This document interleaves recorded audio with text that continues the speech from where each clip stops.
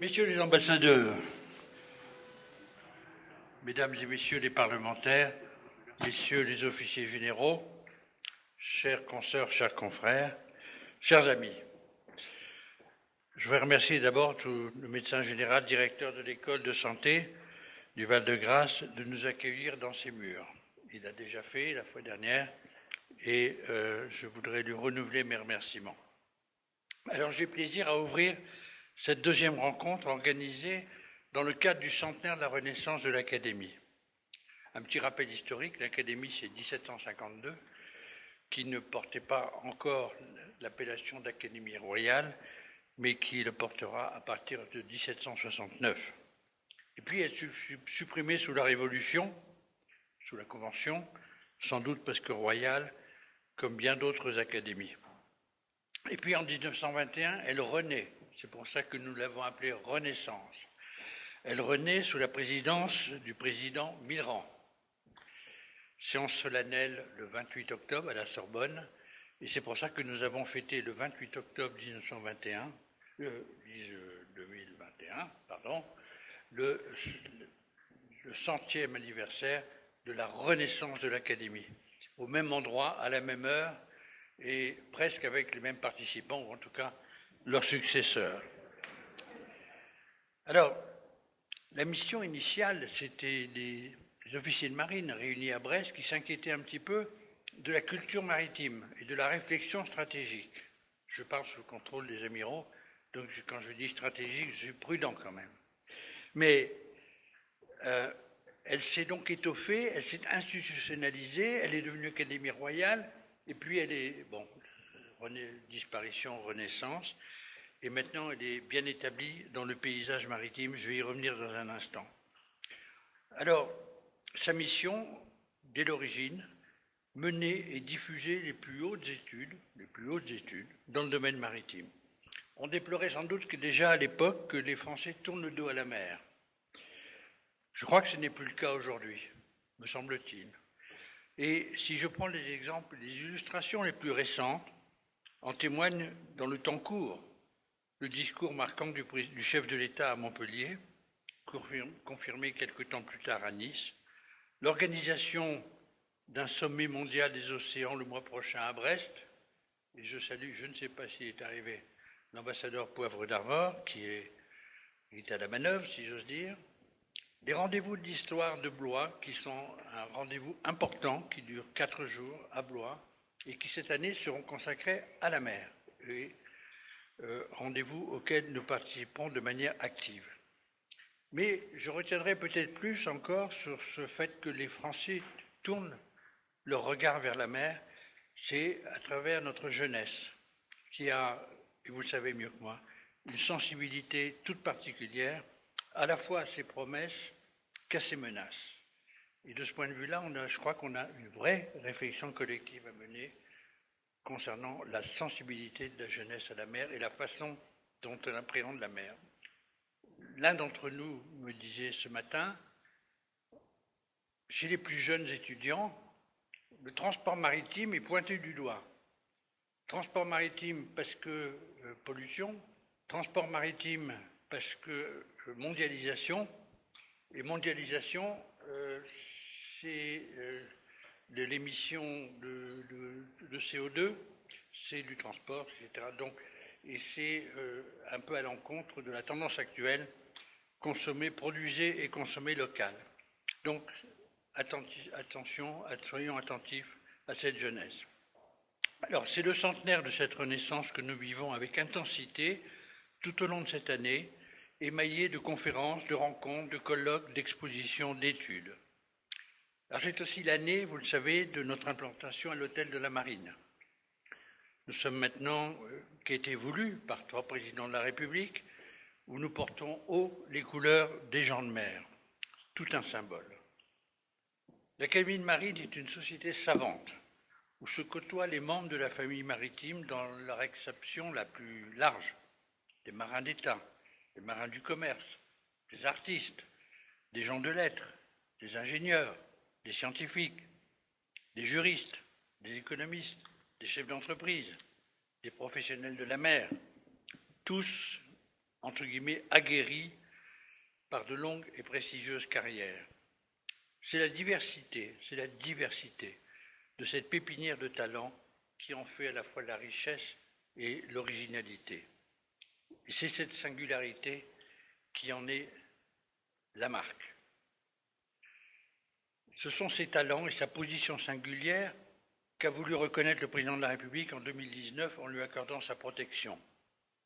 Notre mission est de contribuer plus que jamais à la diffusion de la connaissance de la mer et des océans, ainsi qu'à leurs enjeux, qu'ils soient économiques, environnementaux, scientifiques, industriels, culturels, sociologiques et naturellement géostratégiques.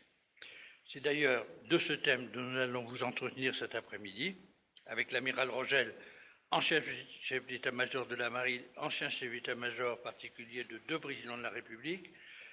Je salue son successeur, je ne sais pas s'il est arrivé, ou il va arriver, l'amiral Roland, qui s'est annoncé, et l'amiral Rogel, par ailleurs membre de notre compagnie, et Jean-Dominique Giuliani, président de la Fondation Robert Schuman, qu'on ne présente plus puisqu'il fait quasiment partie de la famille, et peut-être un jour de l'Académie, sait-on. Je tiens à remercier la section marine militaire d'avoir pris l'initiative d'organiser cette rencontre, et à remercier tout particulièrement nos 2 orateurs auxquels je cède la parole.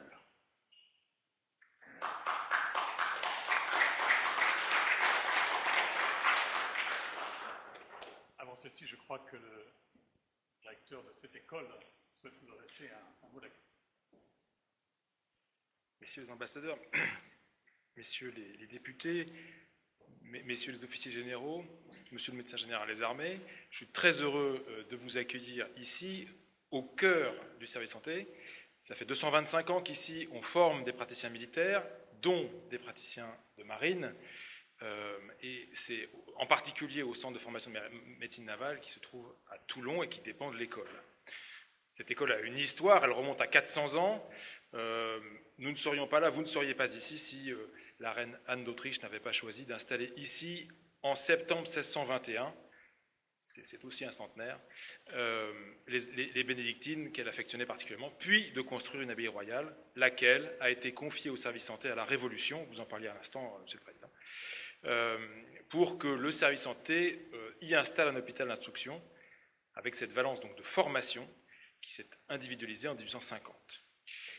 J'en profite pour vous souhaiter une très bonne année, donc année du centenaire qui décale un peu de l'Académie de marine, année, je dirais aussi, monsieur le commissaire général, du tricentenaire de l'ancienne école de médecine navale de Rochefort, musée de la marine, musée du service santé qui relève de l'école. Partageons ensemble des collections, des objets rapportés par les médecins de marine au cours de leur campagne. Je vous souhaite une très bonne journée et j'arrête tout de suite mon petit discours pour laisser les débats se dérouler. Merci, amiral. Merci, mon général. Chers amis, je crois que le temps est venu de lancer dans nos travaux. Vous vous souvenez qu'on avait fait ici une première conférence qui s'appelait « Vers une dynamique européenne de la mer » avec toute une série d'intervenants de grande qualité et je retiens cette formule que je reposerai tout à l'heure à mon voisin de gauche. Et c'est celle qui disait que peut-être nous étions sur la voie de la transformation, la lente transformation darwinienne d'un animal économique en animal politique. Et il s'agissait là de l'Union européenne. On reviendra sur ce point dans quelque temps. Aujourd'hui, nous allons traiter d'autres sujets, mais qui sont voisins et connexes. Nous allons traiter cet après-midi des enjeux maritimes, des enjeux stratégiques maritimes, en les abordant sous 2 angles complémentaires. Le premier angle est celui des nouveaux paysages stratégiques qui se dessinent après les ruptures successives survenues depuis la fin de la guerre froide et qui ont fait de la France une puissance maritime qui se veut de plein exercice. Et ce sera l'exposé de l'amiral Rogel que l'on ne présente pas. Mon voisin de droite, vous le connaissez. Et puis après, nous parlerons de l'impact de ces réalités nouvelles sur l'Union européenne qui requiert d'elle une présence et un engagement beaucoup plus forts sur la scène internationale. Et ce sera la présentation de Jean-Dominique Giuliani, président de la Fondation Robert Schuman, qu'on ne présente pas non plus. Ils parleront successivement pendant une demi-heure environ. Et puis, à l'issue de cette présentation, nous aurons un petit débat entre eux, que je leur demande de répondre à 2 ou 3 questions que je leur adresserai pendant que vous préparez vos propres questions et que nous pourrons recueillir et traiter. Et ceci se fera en gros à partir de 16h30, 16h45. Non, pardon, ça se fera dans une heure à peu près vers 15h, 16h. Et voilà, il n'y aura pas de réunion à l'issue de cette présentation, à l'issue de ces travaux, mais vous pourrez poursuivre vos discussions debout et masqués dans les salles qui sont autour, et je pense que comme ça nous pourrons avoir une après-midi très, très, très riche. Ces précisions étant faites et ces mots étant dits, je crois que nous pouvons commencer nos travaux, et je vais dire à mon voisin de droite, à Bernard, à toi le soin. Merci, mon cher Jean. Il me revient à la tâche de parler en une demi-heure des enjeux géostratégiques mondiaux, ce qui est quand même une gageure importante, mais je vais m'y employer, ou du moins à faire ressortir les points saillants. D'abord, de préambule, ce que je vais vous dire là, ce sont mes convictions. Elles sont issues de plus de 44 ans de carrière dans la Marine nationale, dont les dernières à des postes d'observation tout à fait intéressants. Le deuxième préambule, c'est que je parlerai, puisque c'est le sujet de l'après-midi, des enjeux maritimes, ce qui ne veut pas dire qu'il n'y en a pas d'autres. Je voudrais rassurer le général Mandon qui nous fait l'amitié d'être parmi nous cet après-midi. Je serai aussi capable de vous faire un exposé d'une heure sur les enjeux de la puissance aérienne et les bulles à 2AD. Donc, c'est bien des enjeux maritimes dont nous allons parler cet après-midi. Je voudrais d'abord resituer un peu ce qui se passe aujourd'hui dans l'histoire. Quand je suis rentré à l'école navale en 1976, nous étions en pleine guerre froide.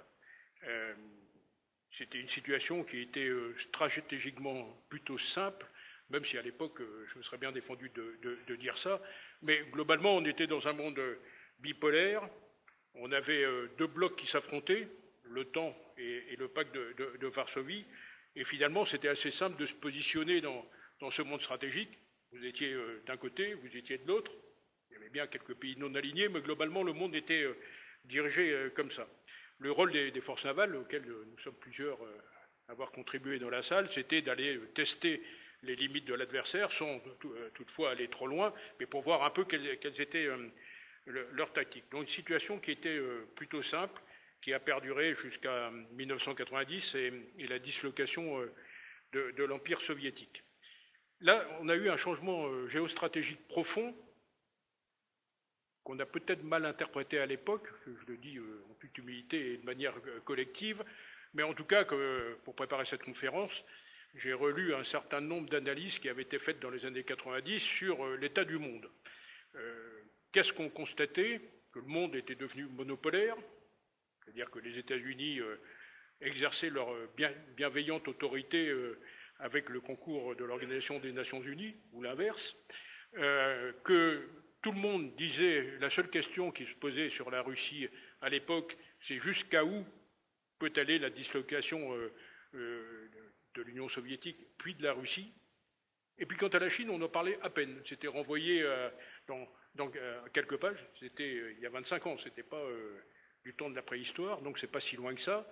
Et la Chine, on l'a renvoyée en quelques pages en disant, oui, peut-être cette puissance régionale, un jour, deviendra-t-elle une puissance économique.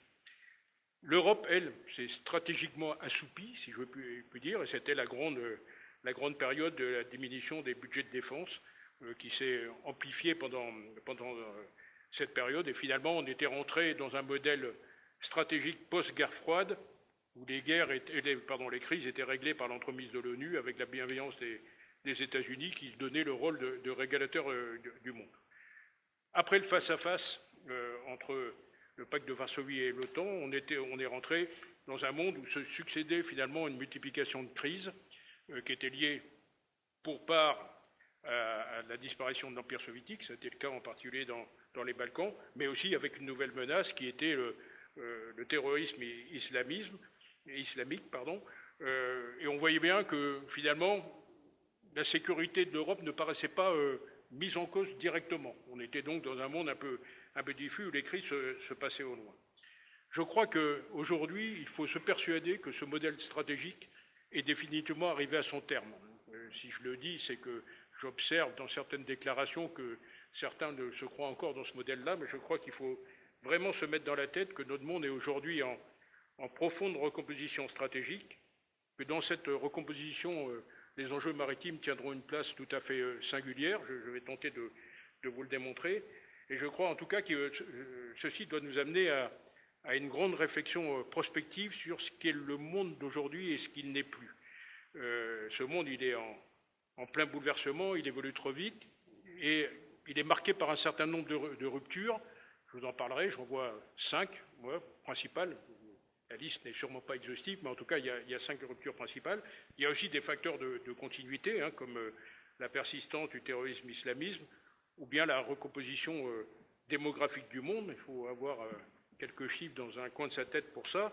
L'Europe, en 1950, c'était 25% de la population mondiale. Aujourd'hui, c'est 8%. Donc on voit bien que ce facteur, qui n'est pas nouveau, continuera à peser et peut également, en tout cas, certaines thèses le promeuvent, peut être un facteur de déstabilisation de notre continent. Donc je vous disais, je vois 5 ruptures. La première rupture, je vais tenter de faire marcher, ça marche. La première rupture, c'est certainement le retour des stratégies de puissance et donc du rapport de force qui est couplé à l'affaiblissement du multilatéralisme et du dialogue. On voit sur le plan terrestre aujourd'hui ce qui se passe autour de l'Ukraine, ça en est une bonne démonstration. On est aujourd'hui dans un monde où finalement l'ONU peine à se faire entendre et où s'exerce le rapport de force permanente. On est dans une redistribution de la puissance, on est dans une démonstration de la puissance et on a bien quitté ce modèle que j'évoquais tout à l'heure, post-guerre froide. Si on prend les grands acteurs mondiaux, et là encore, pardon, je vais mettre l'accent sur le naval, on voit bien que les États-Unis, qui sont toujours et de loin la première puissance militaire mondiale, quand je dis de loin, je mettrai un petit bémol tout de suite après, mais en tout cas, les États-Unis, alors certains parlent du piège de Thucydide, c'est-à-dire en référence à la guerre du Péloponnèse entre Sparte et Athènes, donc un concept que Jean domine parfaitement, explique que les États-Unis sont aujourd'hui préoccupés par la montée en puissance de la Chine et la surveille de près. Je crois que c'est tout à fait vrai. On voit bien, mais ce qui ne l'est pas en tout cas, c'est que c'est aujourd'hui, en fait, ce pivot asiatique dont on parle, il existe depuis le président Obama, il a été amplifié par le président Trump, et il n'est pas démenti par le président Biden. Donc on voit bien que les États-Unis aujourd'hui ont à la fois un pivot stratégique asiatique et à la fois une lecture assez auto-centrée de leurs intérêts. On parlera peut-être dans les questions de AUKUS, du pacte AUKUS ou du retrait unilatéral d'Afghanistan, mais on voit bien que les États-Unis, aujourd'hui, ce qui les intéresse, c'est d'abord la Chine et ensuite eux. Ce qui ne veut pas dire qu'il n'y a pas d'alliance avec l'Europe, loin de là, et je reviendrai également. Dans le même temps, on voit une montée en puissance tout à fait spectaculaire de ce que j'appelle la plaque stratégique indo-pacifique. Sur ce slide, je me suis attaché à vous mettre la montée en puissance, en tonnage des différentes marines mondiales. On voit bien qu'aujourd'hui, on est dans un basculement de la puissance au profit de l'Asie. La Chine a une vocation désormais mondiale. Je vous disais tout à l'heure qu'on l'avait cantonné un peu rapidement dans les années 95. C'était le moment où il paraissait... tout le monde disait demain quand la Chine s'éveillera. Je crois que ceux qui disaient ça aujourd'hui, il faut qu'ils prennent vraiment conscience que la Chine s'est éveillée et que c'est peut-être nous qui nous sommes endormis. Mais en tout cas, depuis 2013, avec son concept